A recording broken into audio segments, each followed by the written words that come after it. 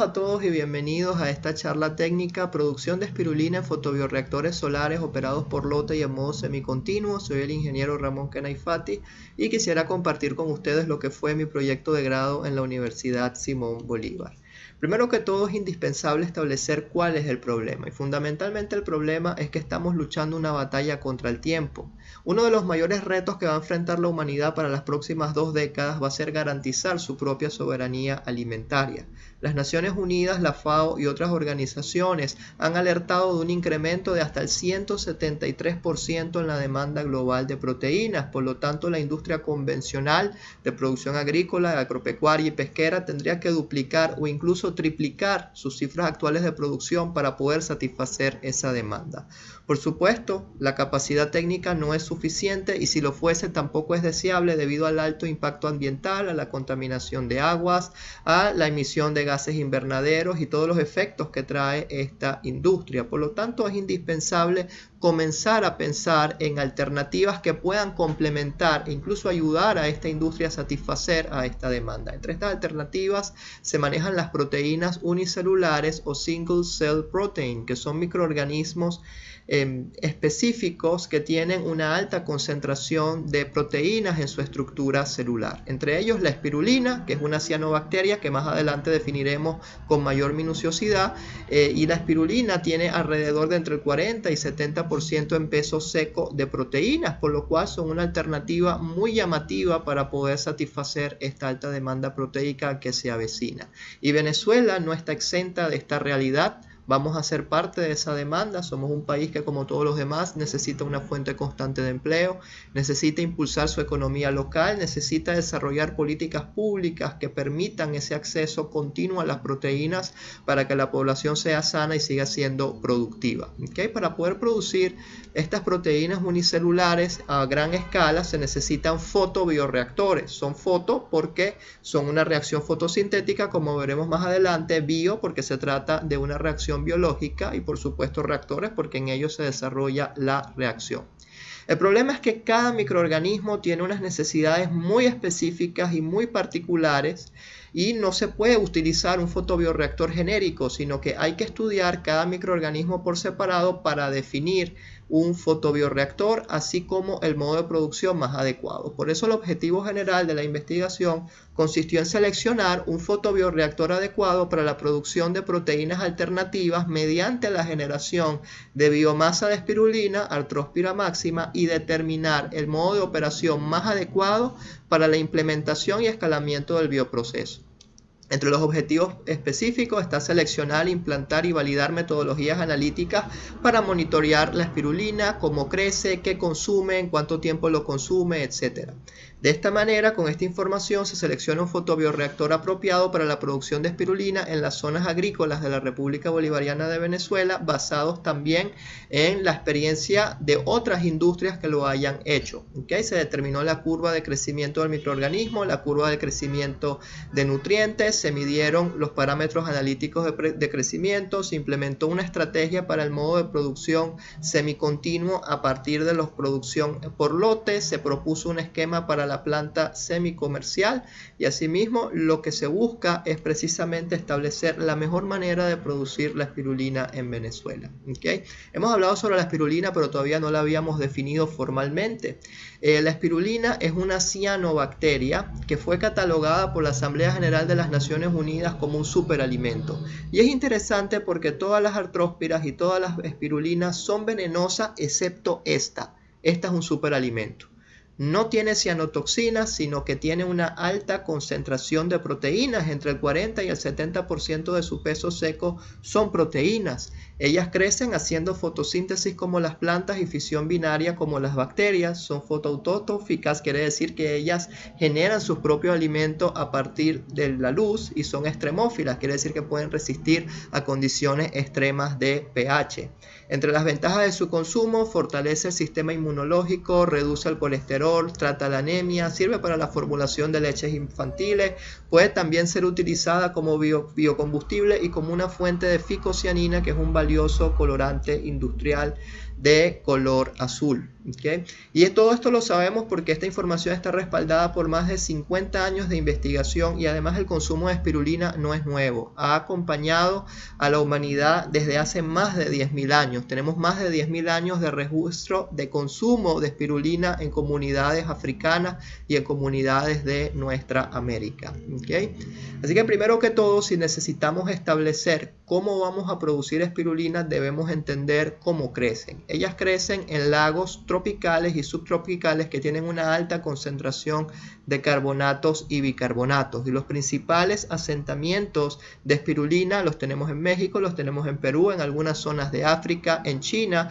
Por lo tanto, basados en esta información, es necesario emular artificialmente las condiciones de crecimiento natural, y esto se hace por medio del medio de cultivo. El medio de cultivo es una sopa de nutrientes donde se emulan estos lagos para que la espirulina pueda crecer libremente. La primera persona en hacer este trabajo fue Sarruk en 1966, que diseñó un medio de cultivo específico para la espirulina, y este medio de cultivo se optimiza geográficamente según la región para cada país.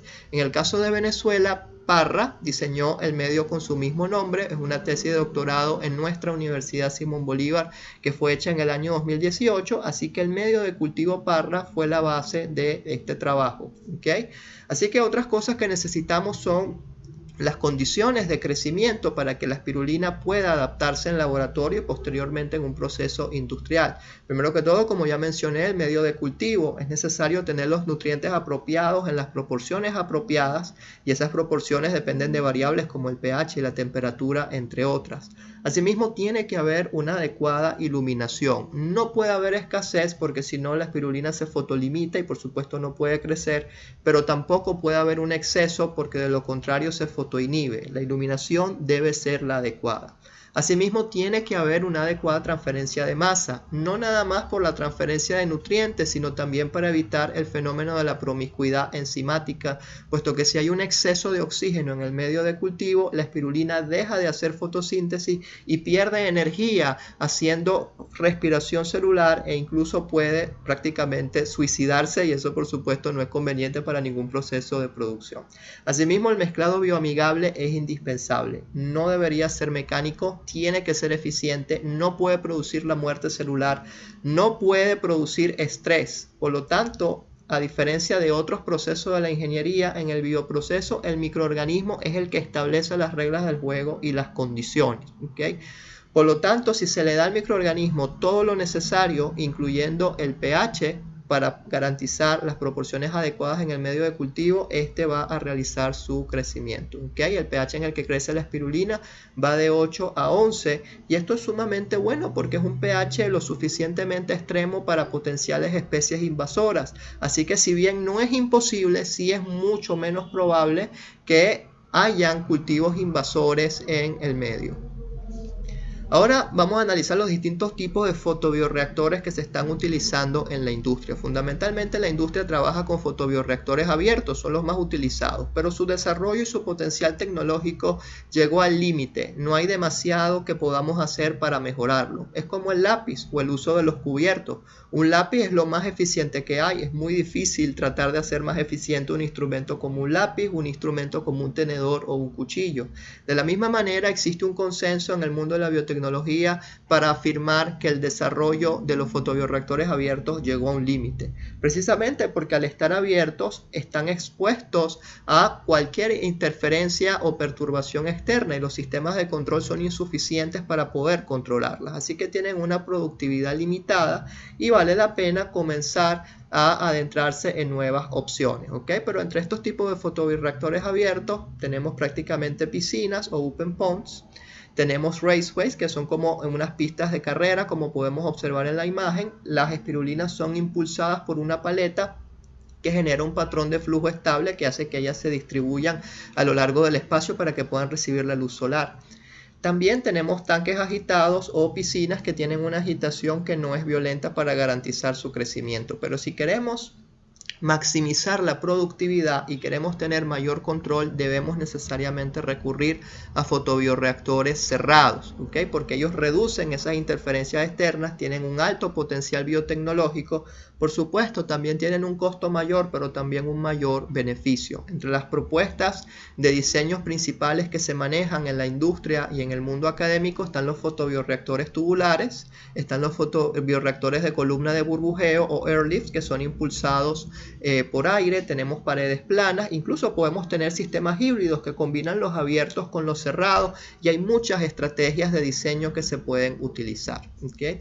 Por lo tanto, la fase experimental fue primero que todo seleccionar un fotobioreactor adecuado, considerando la investigación bibliográfica, las condiciones de crecimiento de la espirulina y la experiencia industrial, porque se consideró muy importante aprender de los errores de la industria para no repetirlos, ¿okay?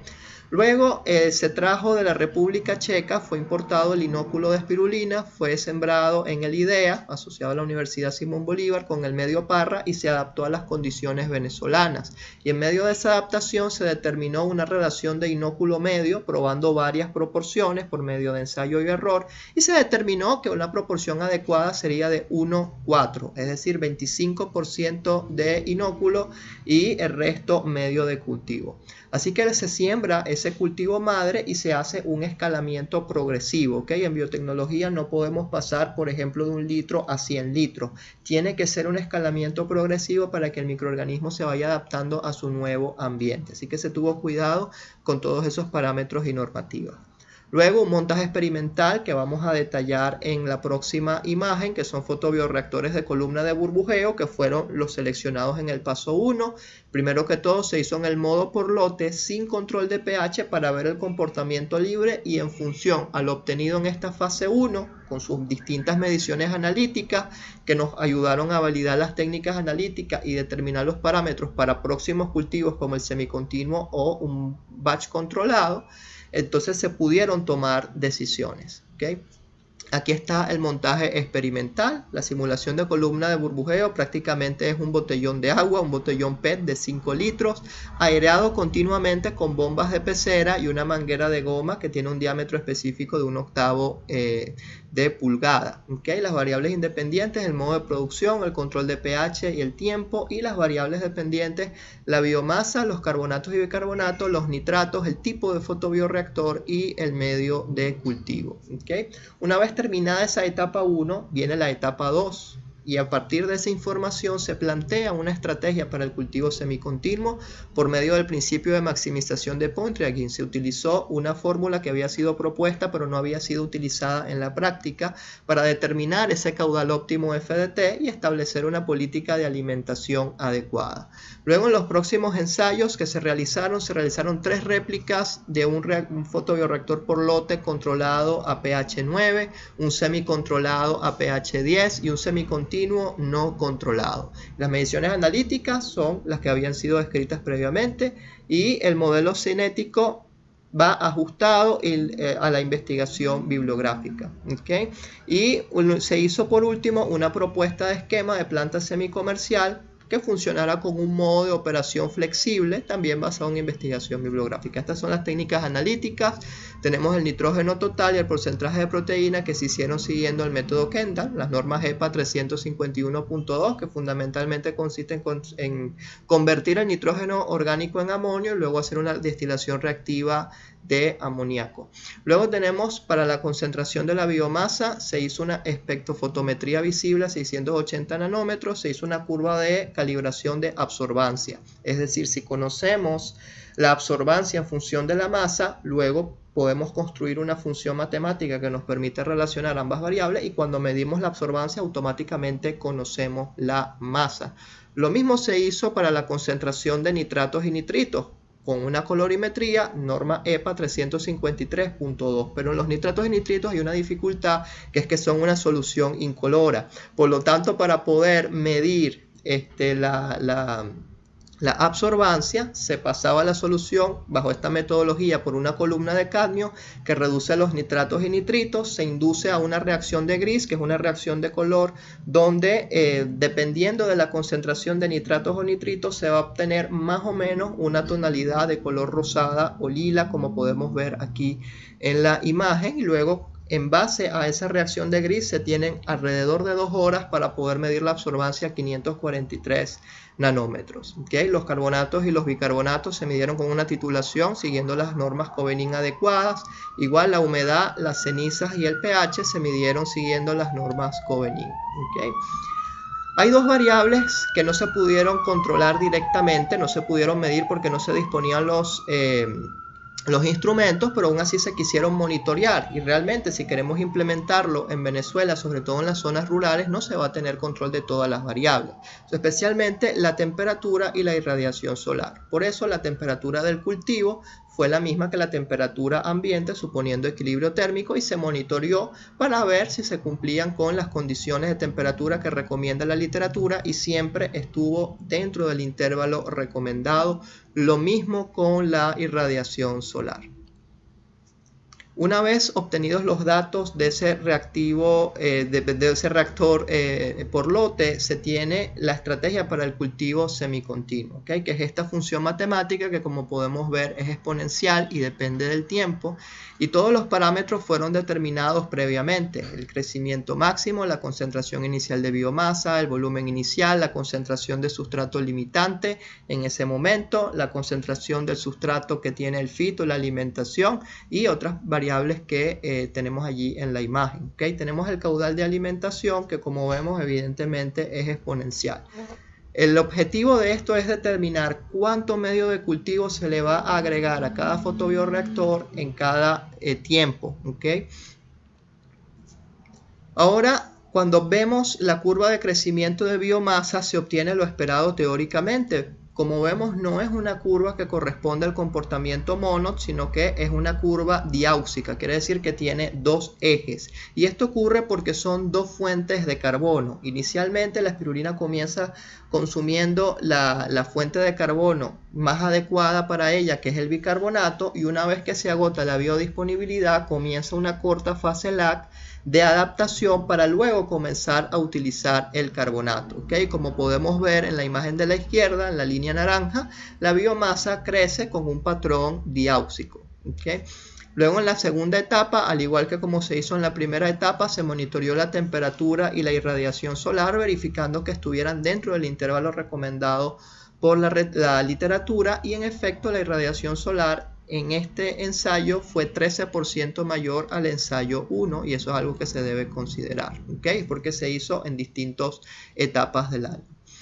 Luego, la curva de crecimiento de biomasa, ¿okay? Una vez realizadas todas las pruebas y todas las réplicas, aquí podemos observar en la izquierda una gráfica donde vemos en gris el sistema lote con control de pH, en amarillo el sistema por lote sin control de pH, en azul el semicontinuo con control, y en rojo el semicontinuo sin control de pH. A simple vista uno pudiera ver y concluir inmediatamente que los sistemas por lote son los más adecuados porque produjeron más espirulina. Sin embargo, esta gráfica es engañosa. No necesitamos conocer la cantidad total porque tienen puntos de partida diferentes, y deben tenerlos porque el sistema semicontinuo, por supuesto que no puede arrancar con el fotobioreactor lleno, arranca con el fotobioreactor a 3 litros, por lo tanto hay una biomasa inicial. Por lo tanto, no debemos guiarnos por la concentración final, sino que debemos ver el crecimiento, el cambio de crecimiento, y esto es algo que no lo vemos directamente en gráfica, sino que nos los da la estadística. Cuando vemos el gráfico de media con los intervalos de confianza para la productividad de biomasa, es decir, el incremento másico total, vemos que son los reactores semicontinuos los que generan más biomasa a lo largo del tiempo. ¿Okay? Simplemente llegaron a su límite, pero si hubieran tenido más espacio para seguir creciendo, como vemos en la gráfica, las líneas azul y roja pudieron haber seguido creciendo a lo largo del tiempo, ¿okay? Si hubieran tenido el espacio hasta superar a la línea amarilla y a la línea gris, que son los reactores por lote. En otras palabras, los reactores semicontinuos, especialmente el fotobioreactor con control de pH, parece ser el más adecuado para la producción de espirulina según los datos observados. Entonces, el sistema semicontinuo ofrece una mejor productividad a lo largo del tiempo. Se había tomado la decisión de esperar unos días adicionales después del llenado del reactor para ver si valía la pena que la espirulina se concentrara aún más. Sin embargo, al ser un microorganismo fotosintético, lo que ocurría muy probablemente era el efecto del autosombreado. Como podemos ver, el incremento en la masa de espirulina de los días 22 al 26 no es demasiado alto con respecto a los demás, y en el caso del semi sin control de pH no vale para nada la pena, puesto que vemos que el incremento fue prácticamente nulo, muy probablemente porque ya había llegado a esa etapa de autosombreado, ¿ok? No observamos lo mismo para el sistema por lote. Entonces, en conclusión, en el sistema semicontinuo, una vez que el fotobioreactor se llena, no vale la pena esperar un tiempo adicional para que se concentre la biomasa. Luego, para el ajuste cinético, una vez obtenidas las curvas, hay que mencionar que los microorganismos que crecen con unas curvas de crecimiento diáuxicas son complejas de modelar, ¿okay? Por lo tanto, hace falta métodos específicos y se recurrió al modelo de Tripicano y Liquori, que ellos utilizan una expresión basada en termodinámica molecular estadística para predecir el comportamiento diáuxico de algunos microorganismos. Ellos lo utilizaron con erizos de mar. En este experimento se hizo el ajuste para la espirulina y, como bien puede apreciarse en las gráficas, este ajuste y este modelo cinético es muy adecuado para describir el crecimiento de la espirulina. Ahora, en cuanto al crecimiento en los sistemas semicontinuos, vale la pena comparar la biomasa teórica que se hubiese obtenido y la biomasa real que hay en los reactores, ¿okay? Primero que todo, como podemos ver acá, el modelo teórico, que es la línea azul, siempre va en aumento porque supone que la espirulina siempre tiene el espacio para crecer, siempre tiene una disponibilidad de nutrientes, siempre tiene todo lo necesario y además no considera la luz. ¿Okay? Solamente considera la disponibilidad de reactivo limitante. Por lo tanto, el modelo tiene una suposición que es limitada. Además, al no considerar la luz, el modelo no considera la existencia del fenómeno del self-shadow o el autosombreado. Cuando la espirulina ya alcanza cierta concentración, va a ser más difícil que los rayos del sol penetren al interior del fotobioreactor y eso retarda el crecimiento, que es lo que observamos a partir del día 14. Además, hay falta de espacio físico para seguir diluyendo. Si la espirulina hubiera tenido, por ejemplo, en vez de 5 litros, 10, 15 o 20 litros para seguirse expandiendo, sin dudas el crecimiento real se hubiera parecido al teórico, como podemos ver antes del día 14. Podemos ver que las líneas se ajustan muy bien. Sin embargo, vemos que a pesar de todo, este modelo teórico es adecuado siempre y cuando se pueda mejorar para poderle incluir o considerar los efectos de la luz. En cuanto a las propiedades físico-químicas medidas, la humedad fue de 21,81%, la ceniza de 5,66% y se obtuvo un porcentaje de proteínas del 40%. Y hay que acotar que la espirulina sembrada en el laboratorio no pudo ser puesta al espacio libre por razones de seguridad. Se manejaban equipos costosos como la bomba de pecera, etc. Tuvo que estar dentro del laboratorio, por lo tanto la cantidad de sol que llegaba era una fracción a el total esperado, ¿okay? Y esa fracción pudo haber ocasionado que las proteínas dieran en el límite inferior del 40%. Valdría la pena repetir el experimento en condiciones más controladas para verificar si el porcentaje de proteínas aumenta. Pero a pesar de eso, este 40% que se midió fue el doble de una muestra comercial que también se midió en el laboratorio, donde la muestra comercial dio 20%. ¿Okay? Por lo tanto, la proteína que se cultivó en el laboratorio tiene el doble de lo que se puede comprar comercialmente. Probablemente también existen algunas denuncias de algunos usuarios en internet de que algunas industrias de este tipo, como no están reguladas, no siguen todos los parámetros recomendados para preservar el producto. Por lo tanto, promocionan una cosa, pero en el producto final pudiera verse otra. ¿Okay? Son algunas denuncias de las que se habla abiertamente en redes, pero todavía no tenemos evidencia de eso. Tenemos la viabilidad de un cultivo continuo, también se estudió en el presente proyecto de grado y se concluyó que por el alto costo, por la complejidad, ha sido sumamente difícil mantener todos los parámetros constantes. De hecho, en condiciones muy controladas en laboratorios especializados, el máximo cultivo continuo de espirulina que se ha tenido ha sido de solamente 18 días. Y esto se debe a que hay limitaciones en el oxígeno disuelto, limitaciones en la distribución de fotones, bien sea porque la irradiación es insuficiente, porque hay un alto riesgo de mutabilidad, porque el fotobioreactor continuo debe ser aún más específico para cada cepa, por lo tanto no hay ningún caso de éxito reportado a mediana escala para el cultivo de espirulina continuo y se tienen que mejorar las limitaciones en sistemas de control. Lo ideal del cultivo continuo es, por supuesto, mantener y evitar esos tiempos muertos que incluye un cultivo por lote, un cultivo semicontinuo. Es una buena promesa para el futuro, pero sigue siendo todavía un camino un poco largo para lograrlo en el presente.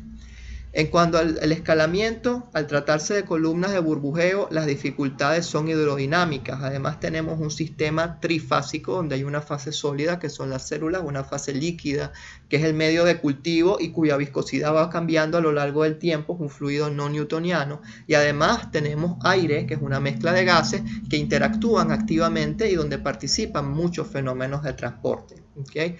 Por lo tanto, el comportamiento que tenemos en un fotobioreactor de 5 litros no va a ser el mismo que va a haber en uno de 50 o en uno de 100, porque los fenómenos de transporte son volumen dependientes. Por lo tanto, la estrategia tradicional que se ha seguido, que es un escalamiento vertical o scale up, donde yo tengo un reactor de 5 litros y quiero producir uno de 50, por ejemplo, ha sido muy compleja. Por lo tanto, si el comportamiento del mercado local no exige demasiada demanda de espirulina inicialmente, como probablemente sea el caso de Venezuela, porque nuestra población no tiene la costumbre o la cultura de consumir estas proteínas alternativas, valdría la pena comenzar con un escalamiento horizontal. Es decir, en lugar de pasar de 5 a 50 con un solo fotobioreactor, pues si tenemos 5, lo que hacemos es montar 10 réplicas para alcanzar las 50. Eso es un escalamiento horizontal y además eso da seguridad a los inversionistas, es una buena estrategia comercial para comenzar cuando hay baja demanda, mientras se va estudiando la manera de hacer ese escalamiento. La hidrodinámica de una columna de burbujeo es compleja porque va a depender del régimen de flujo. Para cultivar espirulina y otros microorganismos similares, lo que recomienda la literatura es mantener un flujo homogéneo, como tenemos acá en la imagen A, o al menos un flujo heterogéneo como tenemos en la imagen C. Para este proyecto se decidió trabajar con un flujo heterogéneo y este flujo lo va a producir distintos tipos de burbujeadores, y para producir un flujo heterogéneo, por definición, siempre es un burbujeador de boquilla. Todo burbujeador de boquilla tiende a inducir un flujo heterogéneo, que fue lo que teníamos con la manguera conectada al fondo del fotobioreactor de columna de burbujeo. Por lo tanto, se recomienda trabajar con un flujo, un patrón de flujo heterogéneo que simplemente consiste en conectar la manguera a una entrada de aire, cuidando que el gradiente de presión no sobrepase los límites biológicos, que eso está reportado en la literatura. ¿Okay? Las burbujas, cuando ascienden y revientan en el tope, no representan muerte celular, ya eso está comprobado. La mayor causa de muerte celular en todo fotobioreactor es el gradiente de presión que ocurre al momento de diseñar la boquilla o al momento que la burbuja nace. Por lo tanto, si queremos reducir la muerte celular, hay que reducir las probabilidades de que muera al momento de formarse la burbuja. Por lo tanto, también se había decidido por un patrón de flujo C y no se observó muerte celular en ningún fotobioreactor de los que se trabajó en laboratorio. Esta es la pequeña propuesta de planta semicomercial. Se tiene que optimizar energéticamente. Esto es simplemente un pequeño esquema que se hizo, donde tenemos en la parte superior un sistema de esterilización por vapor de agua, donde tenemos el medio de nutrivo, la mezcla de nutrientes. Acá el medio de cultivo es esterilizado y entra de forma segura a fotobioreactores que fueron escalados por medio de un escalamiento horizontal. ¿Okay?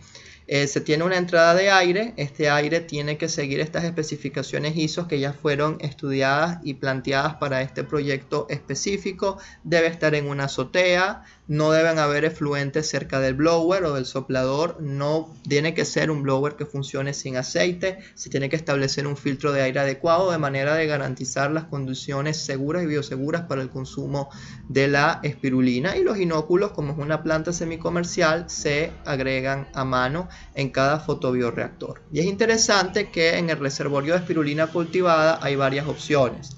Se puede cultivar directamente o se puede pasar a una biorefinería o proceso downstream. ¿Okay? Las biorefinerías son conceptos análogos a las refinerías de petróleo convencional, donde se busca separar la biomasa en distintos componentes. Quizá no nos interesa la espirulina seca como alimento, sino que queremos extraer la ficocianina o queremos extraer algún otro compuesto. Se puede aprovechar o desglosar esa materia prima en sus respectivos componentes. ¿Okay? Pero esas son otras alternativas de procesos downstream que se escapan de los límites de este proyecto, pero es interesante el potencial y el aprovechamiento que puede tener la espirulina.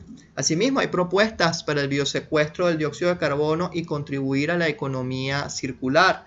Uno de ellos es que la espirulina puede ser una opción para ayudar a reducir las emisiones de dióxido de carbono. Por ejemplo, se puede instalar una absorbedora donde el líquido absorbente es el medio de cultivo que va a ser puesto en contacto con un gas rico en CO2, que tenga una concentración adecuada de CO2, de manera que el medio de cultivo atrape al dióxido de carbono y por equilibrio de pH lo convierta, por supuesto, en carbonato o bicarbonato. Y este medio de cultivo que va a tener un CO2 disuelto en forma de carbonatos o bicarbonatos van a ese cultivo de espirulina y la espirulina lo va a transformar en estructuras celulares. En otras palabras, vamos a poder capturar gas efluente de la industria que antes contaminaba para ahora producir alimento o un producto de valor. Por lo tanto, los cultivos de espirulina máxima están siendo estudiados para implementarse de esta manera. También hay otras propuestas interesantes, por ejemplo, la investigadora Al-Musa, ella es iraquí, en la Universidad de Bagdad, están planteando la posibilidad de implementar cultivos de espirulina para razones de community building o construcción de confianza o de comunidad. Recordemos que Irak es un país mayoritariamente desértico, por lo tanto, este tipo de granjas pueden ser verdaderamente interesantes para las zonas más vulnerables. Se producen alimentos, se produce un espacio para generar y reconstruir la confianza de este país azotado por tantos conflictos, y además hay un acercamiento entre el Estado y las distintas instituciones para poder producir esto. La imagen que vemos en la derecha es un proyecto para establecer un cultivo de espirulina en una pasarela de la ciudad de Bagdad manejada por la comunidad y que sirva para absorber el dióxido de carbono que emanan los carros. Por último, tenemos también el uso de la tecnología LED y la luz artificial. En Venezuela uno diría, ¿para qué vamos a implementar una luz artificial teniendo una posición geográfica tan adecuada? Y verdaderamente es adecuada. Todo el año tenemos un sol que va a permitir el cultivo de espirulina, que es un microorganismo fotosintético. No es necesario, y tenemos esa ventaja con respecto a otros países, que no es necesario establecer el ángulo para poder cultivar la espirulina, sino que el fotobioreactor puede simplemente estar como está. Entonces, ¿para qué una tecnología LED? Porque recordemos que si tenemos un reactor, fotobioreactor, columna de burbujeo, las zonas más internas del reactor son menos propensas a que le llegue la luz. Estos fotobioreactores en la zona central prácticamente son zonas muertas. Por lo tanto, una propuesta consiste en instalar el uso de la tecnología LED, un bombillo LED bien protegido en el centro del fotobioreactor, de manera de aprovechar cada espacio, cada rincón dentro de ese fotobioreactor para que pueda generar la biomasa. ¿Okay? Estos datos son del estudio de Niangoran et al. Donde vemos que la luz roja y la luz blanca son las más adecuadas para el cultivo de espirulina, son las más eficientes, por lo tanto se tiene que considerar. Asimismo, hay otra propuesta para aprovechar energéticamente los fotones. Esta es una propuesta de Rachat, un francés, en su tesis de doctorado, donde él considera que es necesario comenzar a desarrollar un sistema óptico pasivo que permita filtrar la luz en dos categorías: los fotones que sirvan para la fotosíntesis y los que no. Los fotones que sirven para la fotosíntesis deben ir dirigidos al fotobioreactor de alguna manera y poder aprovecharse, y los fotones que no sirvan para la fotosíntesis pueden ser valorizables en energía, por ejemplo instalando alguna celda fotovoltaica, entre otras cosas, de manera de aprovechar al máximo posible la luz y evitar tener que gastar energía en sistemas de control de temperatura. Asimismo, para el escalamiento se está manejando un enfoque integrado entre los laboratorios, las plantas piloto, la industria real, los diseños comerciales, porque el sistema tradicional se considera que en el caso de la biotecnología, sobre todo en el área de las columnas de burbujeo, se está gastando mucho tiempo y dinero, mucho más de la necesaria. ¿Okay? Entonces, en lugar de primero diseñar en un laboratorio, luego en una planta piloto e ir escalando poco a poco, lo que se propone es un trabajo conjunto de manera de generar un modelo unificado que permita comprender el fenómeno cinético, termodinámico, hidrodinámico y cuál es el mejor equipo físico para poder realizar el proceso. ¿Okay? Pero es indispensable la cooperación entre los centros de investigación, las universidades, las industrias, el Estado y todos los agentes interesados en hacer de este proyecto una realidad. Así que en conclusión, los métodos analíticos utilizados fueron adecuados para la espirulina. Se pudo seleccionar un fotobioreactor como opción, que es la columna de burbujeo, que puede ser mejorado con un sistema concéntrico de tecnología LED. El modo de producción, vemos que los sistemas semicontinuos ofrecen una mejor productividad. A mayor dilución del sistema y mayor reposición de nutrientes va a haber un mayor crecimiento celular. El control de pH ofrece resultados ligeramente mejores. Habría que hacer un análisis económico más minucioso para verificar si vale la pena o no controlar el pH, pero el sistema que ofrece mejores resultados según las observaciones experimentales es el sistema semicontinuo con control de pH. El cultivo continuo sigue siendo un sueño. Se pudo medir la curva de crecimiento y el caudal óptimo de FDT para determinar cuánto medio de cultivo hay que colocar a la espirulina cada cierto tiempo. En las propiedades físico-químicas vimos que la cantidad de proteínas medidas en laboratorio duplican al de una muestra comercial y todos los parámetros están dentro de lo reportado en la literatura. Se hizo el esquema de planta semicomercial que puede ser aplicado tanto para modelo semicontinuo como para modelo por lote. Además se plantearon estrategias para la economía circular, ideas para la biorefinería y se utilizó un escalamiento horizontal. Se recomienda utilizar, o mejor dicho, aprovechar mejor el carbono y el nitrógeno, buscar estrategias para poder hacer un mejor uso del medio parro de cualquier medio de cultivo, de manera de saber qué se va a realizar con la sopa de nutrientes restante, cómo se puede aprovechar. Las propiedades físico-químicas, se tienen que realizar pruebas de coliformes totales, hacer más réplicas de ceniza y proteínas, se tiene que hacer un mejoramiento de la planta con estudios tecnoeconómicos, hacer un mejoramiento del modelo de caudal óptimo, considerar por ejemplo la penetración de la luz como una variable dentro de ese modelo matemático para poderlo restringir mejor, verificar si eso vale la pena o no, probar a otros valores de pH para probar a distintas distribuciones de carbonato y bicarbonato para verificar cómo va a ser el crecimiento y verificar otras escalas. Muchísimas gracias por su atención.